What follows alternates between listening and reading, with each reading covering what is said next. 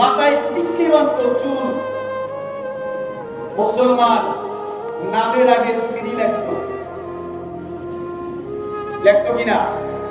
মুসলমান আপনার লক্ষ্মী পূজা করত, কারণ তাদের কাছে ইসলাম কখনো আসেনি।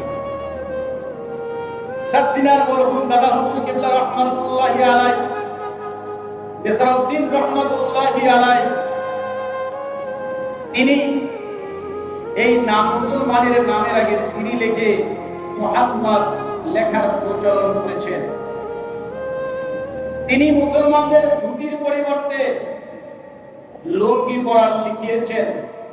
কারণ এই বাংলাদেশ থেকে তিনি এই বাংলাদেশে প্রথম কুরআন শরীফ থেকে ইজাজত দিয়ে এখানে মাদ্রাসা করেছেন। সর্বপ্রথম বাংলাদেশের মাদ্রাসা, তিনি সারসিনা মাদ্রাসাকে বলা হয়